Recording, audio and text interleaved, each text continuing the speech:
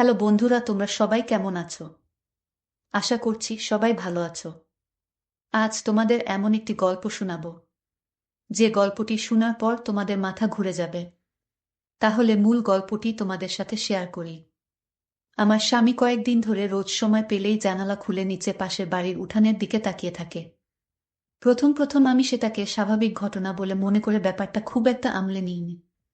কিন্তু সেটা যখন আমার চোখের সামনে ঘন ঘন হতে লাগলো, তখন আর নিজের কৌতূহল চেপে রাখতে পারলাম না। খুব জানার ইচ্ছে হতে লাগলো ঘটনাটা আসলে কি। আমার স্বামী আশরাফ নিচে তাকিয়ে পাশের বাড়িতে কি এমন জিনিস অমন অপলক দৃষ্টিতে তাকিয়ে দেখে, তা জানতে স্বামীর বিরুদ্ধে আমি তলে তলে গোয়েন্দাগিরি শুরু করলাম। কখন সে জানালার সামনে গিয়ে দাঁড়ায় তাই লক্ষ্য করতে থাকলাম। ইচ্ছে আছে ঠিক তখনই গিয়ে তাকে জিজ্ঞেস করব, কি দেখো অমন করে। এরপর থেকে দুদিন ধরে সে অফিসের কাজে অনেক ব্যস্ত হয়ে পড়ল। তার জন্যই হয়তো জানালার কাছে যাওয়ার সময় পাচ্ছে না সে। আমি যে তাকে নজরে রাখছি তা কিন্তু মোটেই বুঝতে দিলাম না। সেও এই সম্বন্ধে কিছু আন্দাজ করতে পারল না। এ বাড়িটা 3 তলা আর পাশের বাড়িটি হাফ বিল্ডিং, টিনের চৌচালা বিশিষ্ট ঘরবাড়ি। মাঝখানে মোটামুটি ভালোই বড়সড় একটা কাঁচা উঠোন। সেখানে প্রায়ই আমি দেখতে পাই বিভিন্ন ঘরের ভাড়াটিয়ারা বসে গল্প করে সময় কাটায়। শীতের দিনে ভাড়াটিয়াদের বউ ঝিয়েরা ঘরের বাইরে এসে উঠানে রোদ পোহাতে বসে থাকে। 3 তলা থেকে তা ভালো করেই দেখতে পাওয়া যায়। পাশের বাড়ি হলেও এ বাড়ি ও পাশের বাড়ির মধ্যে রাত আর দিন তফাত। ওখানে সব নিম্নবর্গের মানুষ বসবাস করে, আর এখানে সমাজের উঁচু শ্রেণীর মানুষ। যার পর নাই তাদের ও আমাদের সমাজ এক হলেও অঘোষিতভাবে তা আলাদা। নয়তো এ বাড়ির সবাই পাশের বাড়ির মানুষদের এড়িয়ে চলতেই বেশি পছন্দ করে। এ বাড়ির মানুষ ও বাড়িতে যায় না বললেই চলে। কিন্তু ও বাড়ির অনেক ভাড়াটিয়া ঠেকাবে ঠেকায় এ বাড়িতে মাঝে মাঝে আসে। আর পাশের বাড়ির মালিক তিনি থাকেন ঢাকায়। তিনি অবশ্য এ বাড়ির মালিকের অনাত্মীয় হলেও আত্মীয়ের অধিক অধিকার রাখেন। সপ্তাহ খানেক পরে হঠাৎ করে একদিন আমার সামনে সুযোগ এসে গেল। আশরাফকে দেখলাম জানালার কাছে দাঁড়িয়ে আছে। সেই অবস্থায় তাকে দেখে কাছে গিয়ে জিজ্ঞেস করলাম, কি গো, তুমি নিচের দিকে তাকিয়ে প্রতিদিন কি দেখো? আমার স্বামী স্বাভাবিকভাবে বলে, কই কিছু না তো। আমি তার কথা বিশ্বাস করতে পারলাম না। পুরুষ মানুষের চোখ দুটি কিসের দিকে বেশি আকৃষ্ট হয় তা তো আর আমাকে কারো বলে দিতে হবে না। আমি তা ভালো করেই জানি। তাই স্বামীর সরল কথা আমি এত সহজে মেনে নিতে পারছি না। অবশ্য পাশের বাড়িতে অমন কেউ নেই যে আমাকে টেক্কা দিতে পারে। আর ওরা তো অনেক দিন ধরেই সেখানে আছে। আগে তো কখনো এমন স্বভাব ছিল না আমার স্বামীর। তবে হঠাৎ করে কি এমন দেখার জিনিস গজালো সেই বাড়িতে, তা আমাকে জানতেই হবে। মনে মনে ভাবলাম, নিশ্চয়ই নিচের সেই বাড়িতে দেখার মতো কিছু একটা অবশ্যই আছে। নইলে প্রতিদিন সে একই রুটিন মেনে চলছে কেন? সেদিন থেকে আমার স্বামী জানালার কাছে কম যায়। আমিও তাই সবসময় একটা চোখ সেদিকেই রাখি। কিন্তু এখন আর ওকে জানালার কাছে বেশি যেতে দেখি না। বুঝতে পারলাম বোকামি করে ফেলেছি। জিজ্ঞেস না করে পিছনে দাঁড়িয়ে উকি দিয়ে দেখলেই সব আমার কাছে পরিষ্কার হয়ে যেত। এখন আমার স্বামী নিশ্চয়ই সাবধান হয়ে গেছে। তাকে ধরা এখন কি আর আমার পক্ষে এত সহজ হবে? জানি সেই রকম কিছু হলে মোটেই সহজ হবে না। কিন্তু আমিও হাল ছাড়বার পাত্রী নই। বিয়ের পরে মা আমাকে পৈপি করে বলে দিয়েছেন, শোনো মা, পুরুষ মানুষকে কখনো চোখের আড়াল করতে নেই। তবে দেখবি কই না কই গিয়ে একটা না একটা অঘটন ঘটিয়ে ছাড়বে। মায়ের কথাটি কিন্তু আমি কখনো ভুলি না। এই পুরুষ মানুষগুলো বড়ই অদ্ভুত, কখন কি করে বসে তার কোনো গ্যারান্টি নেই। তাই আমিও ভালো মতো সাবধানে থাকি। স্বামীকে যথাসম্ভব চোখের দৃষ্টিতে বেঁধে রাখার চেষ্টা করি। একদিন আমার স্বামীকে বললাম, টুকিটাকি কিছু জিনিসপত্র কেনার দরকার, চল মার্কেটে যাই। আমার স্বামীর শরীর ভালো নয় বলে আমাকে একাই মার্কেটে যেতে হলো। তাই বাধ্য হয়ে তাকে ঘরে রেখে মার্কেটে গিয়ে এটা সেটা কিনে তাড়াতাড়ি ফিরে এসে দেখি ঘরের দরজা খোলা। আমিও আর ডাক না দিয়ে আস্তে আস্তে ঘরের ভিতর প্রবেশ করলাম। এদিক সেদিক খুঁজে তাকে সন্দেহ করা জায়গায় গিয়ে খুঁজে পেলাম। জানালার শিক ধরে পাশের বাড়ির দিকে অপলক দৃষ্টিতে তাকিয়ে আছে সে। আজ আর আগে সেই ভুল করলাম না। চুপিসারে তার পিছনে গিয়ে নিচে উকি দিয়ে দেখলাম দুজন দুজনের দিকে অপলক দৃষ্টিতে তাকিয়ে আছে। আরে পাশের বাড়ির উঠানের মাঝখানে দাঁড়িয়ে আছে। আমি আসার সাথে সাথেই সে পালিয়ে গেল। আর আমার স্বামী তার দিকেই অমনভাবে তাকিয়েছিল। বাহিরে কি ছিল মানুষ না অন্য কিছু তা আমি কখনোই দেখতে পারিনি। আর একটু আগে এলে হয়তো দেখতে পেতাম। আমি মনে মনে ভাবলাম কি ভুল করেছি, আর একটু আগে এলেই সব পরিষ্কার হয়ে যেত। কিন্তু আজ আর সেই সুযোগ হয়নি। হঠাৎ একটা দৃশ্য দেখে আমার মাথাটা চক্কর দিয়ে উঠল। আশরাফের গায়ে পড়ে যাচ্ছিলাম প্রায়, কিন্তু জানালার শিক ধরে নিজেকে সামলিয়ে নিলাম। তাই দেখে আশরাফ চমকে উঠে জিজ্ঞেস করে, তুমি কখন কোনো সময় এলে? দরজাকে খুলে দিল। আমি বললাম, তুমি কোনো কথা বলবে না আমার সাথে? নিচে তাকিয়ে দেখলাম নিচের উঠানে এখনো নির্লজ্জের মতো জানালা দিয়ে তুমি কি এমন দেখছো? তার চোখে মুখে ভয়ের ছাপ স্পষ্ট দেখতে পাচ্ছি আমি। ওদিকে তাকিয়ে চোখের জল ফেলে বললাম, জানি না তিনি শুনতে পেলেন কিনা, তবে আমার মুখ ও বলার ভাব দেখে নিশ্চয়ই বুঝতে পেরেছেন। আমি তাকে সন্দেহ করা শুরু করলাম। আমার মন থেকে কিছুতেই সন্দেহর ভারটা সরাতে পারছি না। সেখানে সন্দেহ ছাড়া কিছুই ছিল না আমার। আমার স্বামী আমাকে অনেক বোঝানোর চেষ্টা করলেন, কিন্তু আমি তার কোনো কথা শুনতে রাজি হলাম না। সেদিন থেকে 1 সপ্তাহ ধরে দুইজন দুই রুমে থাকি। স্বামীর সব কাজ নীরবে করে যায়, কিন্তু কথা বলতে মন চায় না। ভাবি আমার স্বামীর এমন স্বভাব, আমি কখনো স্বপ্নেও তা ভাবতে পারি না। আমি আমার স্বামীকে অনেক ভালোবাসি।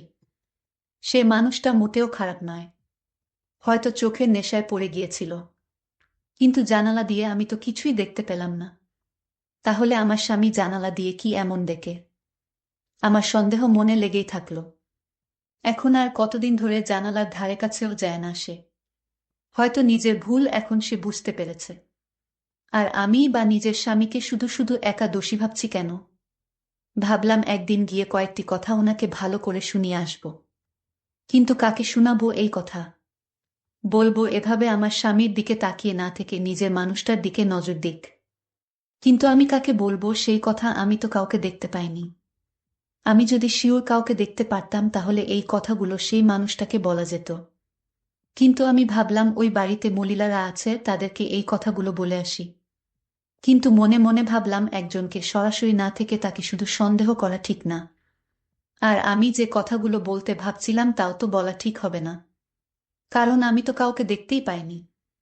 যদি কাউকে ধরা যেত তাহলে হয়তো কথাগুলোর আগেই বলতাম। যাই হোক, আমি আমার স্বামীর সাথে ঝগড়া করলাম, কিন্তু যেতুতুক সরাসরি কাউকে দেখতে পাইনি, সেহুতুক স্বামীর সাথে ঝগড়া করার কোনো মানে হয় না। আমি ভাবলাম যেদিন নিজ চোখে দেখতে পারবো সেদিন হবে বোঝাপড়া। আজ মনে মনে সিদ্ধান্ত নিলাম স্বামীর সাথে ঝগড়া মিটিয়ে ফেলব। তাই আয়নার সামনে দাঁড়িয়ে নিজেকে গুছিয়ে নিলাম। আশরাফ বসে বসে টিভি দেখছে।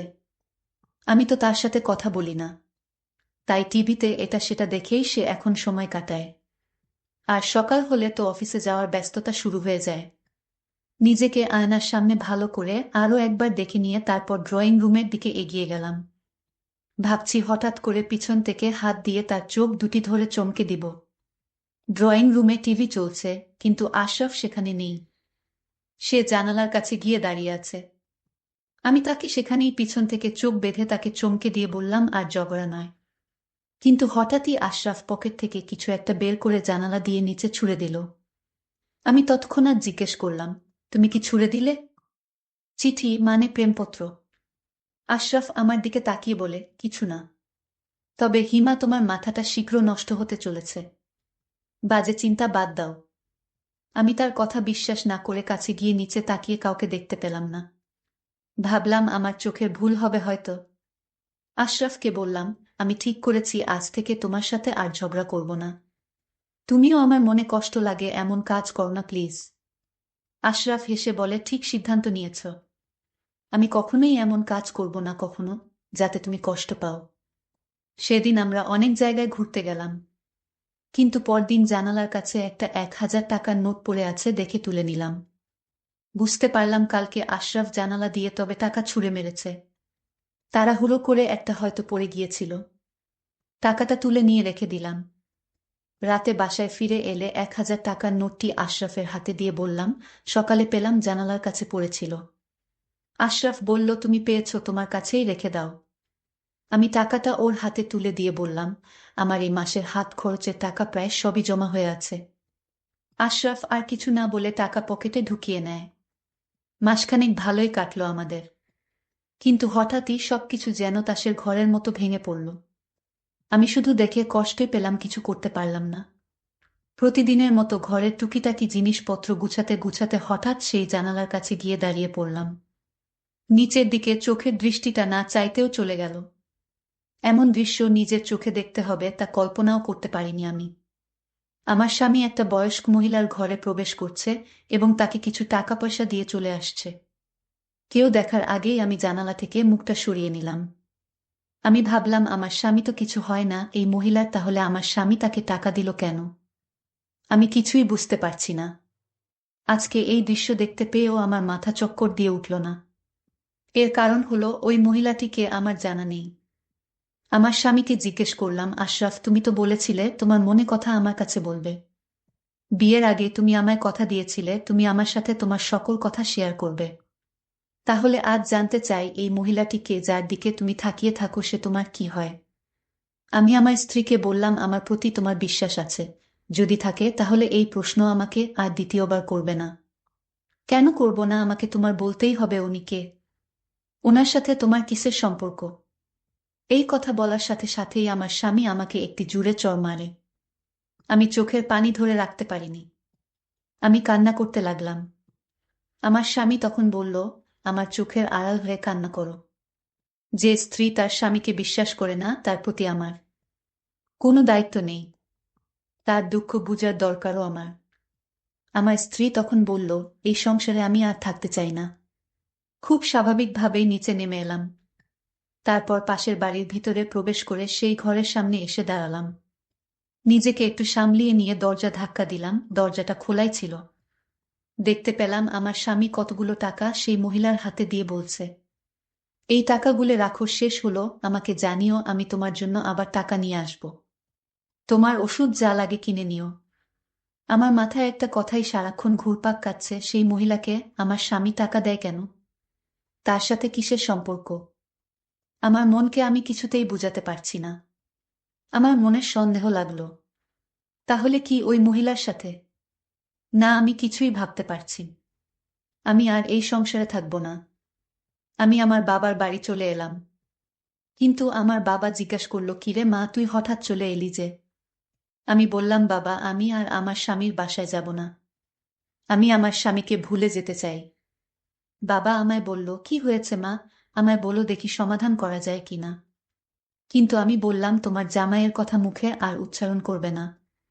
ওকে আমি আর দেখতে চাই না। ও আমাকে মিথ্যা কথা বলে আমাকে বিয়ে করেছে। আমার সাথে ভালোভাবে কথা বলে না। আমি কোনো কথা জিজ্ঞেস করলে কোনো উত্তর দেয় না। বাবা বলল, মা, আমার মনে হয় তোর কোথাও ভুল হচ্ছে, কারণ আমার জামাইবাবু এমন হওয়ার কথা না। আমি যতটুকু জেনেছি, তোরে ভালোবেসে বিয়ে করার কারণে তার বাবা তোর স্বামীকে তেজ করেছিল, কারণ তোর শ্বশুরে আগে থেকেই বউ ঠিক করে রেখেছিল। কিন্তু সে কথা তোর স্বামী মেনে নেয় না। সে তার বাবার কথার অবাধ্য হয়ে তোকেই বিয়ে করেছিল, আর সকল সম্পত্তি থেকে বঞ্চিত হয়েছে। আর সে অন্য কাউকে ভালোবাসতে পারে সেটা আমার বিশ্বাস হয় না রে মা। আমি বলি কি, তুই তোর স্বামীর কাছে ফিরে যা, তোর মঙ্গল হবে। হঠাৎ আমার স্বামী আমার বাড়িতে এসে পড়ল। আমি বললাম, তুমি এখানে আসছো কেন? আমার কাছে আর কি চাও? তোমার তো ওই মহিলাই আছে দেখাশোনা করার জন্য। আমার স্বামী রাগান্বিত হয়ে আবার আমাকে জুড়ে একটা চড় মারে। আমার স্বামী তখন কান্না করে বলতে লাগলো, আমার সাথে আসো, আজ দেখাবো ওই মহিলার সাথে আমার কিসের সম্পর্ক।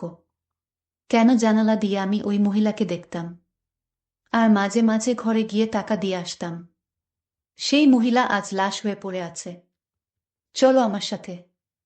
আমার স্বামীর কথায় আমার স্বামীর সাথে চলে আসলাম। এসে দেখি সাদা কাপড় পরা অবস্থায় মহিলাটি কাঠিয়ায় শুয়ে আছে। আমার স্বামী চিৎকার করে বলল, আমি যে মহিলাটিকে জানালা দিয়ে দেখতাম, আমি যার ঘরে গিয়ে মাঝে মাঝে টাকা দিয়ে আসতাম। তুমি ভেবেছ ওই মহিলার সাথে আমার কিসের সম্পর্ক? আমাকে তোমার সবসময় সন্দেহ হতো। যে মহিলাটির দিকে আমি চেয়ে থাকতাম সে হলো আমার জনম দুঃখিনী মা, আমার গর্ভধারিণী মা। সেই আর কেউ নয়, আমার মা, আমার আম্মা, যে আমাকে কুলেপিঠে করে লালন পালন করে মানুষ করেছে। আমার স্বামী এই কথা বলছিল আর হাউমাউ করে কান্না করছিল। তার চোখে যেন জলের সাগর বইছে। আমার স্বামী আমাকে বলল, জানো হিমা, আমি যখন তোমাকে ভালোবাসতাম তখন আমার বাবা আমাদের এই বিয়েটা মেনে নিতে পারেনি। কিন্তু আমার মা আমাকে সাহস দিয়ে বলেছিল, বাবা তুই যাকে ভালোবাসিস তাকেই বিয়ে করো। আমি আমার মাকে বললাম, মা তুমি দোয়া করো। এইদিকে আমার বাবা আমাকে তেজ করেছে। শুধু তোমার জন্য আমি সবকিছু ছেড়ে শহরে আসি। আমার কাছে মনে হয়েছিল সম্পদের চেয়ে আমার কাছে তুমি অনেক দামি, কারণ আমি তোমায় ছাড়া বাঁচব না। আর তাই আমি তোমাকে বাবার অবাধ্য হয়ে বিয়ে করেছি। আমি যখন বাড়ি থেকে বের হয়ে আসি তখন আমার মা আমাকে দেখার জন্য ছটপট করত। ঘুমাতে পারত না, বাবাকে বলতো আমার ছেলেকে এনে দাও। আমার বাবা মায়ের কথা কিছুতেই শুনতো না। আমার মা একদিন বলল, আমি আমার ছেলের কাছে চলে যাব। বাবা তখন উত্তর দিল, চলে যেতে হলে চিরদিনের জন্য চলে যাও, এ বাড়িতে আর আসতে পারবে না। আমার মা মান সম্মানের দিকে চেয়ে বাবার কাছেই রইল। কিন্তু আমার বাবাকে কৌশল করে আমার মা বলল, গ্রামে ভালো লাগে না। আমার মা জানতো আমি কোথায় থাকি, আর আমার বাসার পাশে একটা ভাড়া বাসা রাখে, যাতে আমার মা আমার মুখখানা দেখতে পারে।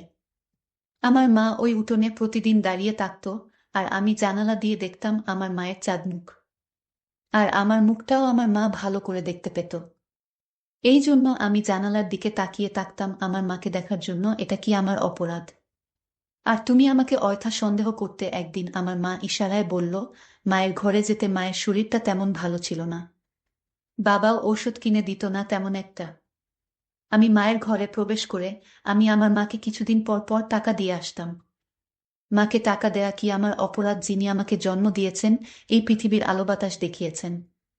আজ আমার মা আর নেই। আমার মা গতকাল মারা গিয়েছে, আজও তার লাশটা দাফন করিনি, কারণ তোমার ভুল ভাঙানোর জন্য। তখন হিমা কান্না করতে করতে বলে উঠল, আমি তোমাকে অযথা সন্দেহ করতাম। আজ আমার ভুল ভেঙে গেছে। তুমি মায়ের জন্য যা করেছ তাতে আমি অনেক খুশি। আর দয়া করে আমাকে মাফ করে দাও। জানি এই ভুলের মাফ হয় না, তাও তোমার কাছে মাফ চাইছি। তুমি মাফ না করলে যে আল্লাহ আমাকে মাফ করবে না। আমার স্বামী আমাকে মাফ করে দিলেন, আর মায়ের দাফন করলেন। পরিশেষে একটা কথাই বলবো, তোমরা কখনো মাকে ভুলবেন না, মায়ের মনে কষ্ট দিবে না। বন্ধুরা, আজকের বাস্তব জীবনের গল্পটি কেমন লাগলো তা অবশ্যই কমেন্ট করে জানাইবা। ভালো থেকো সবাই, ধন্যবাদ।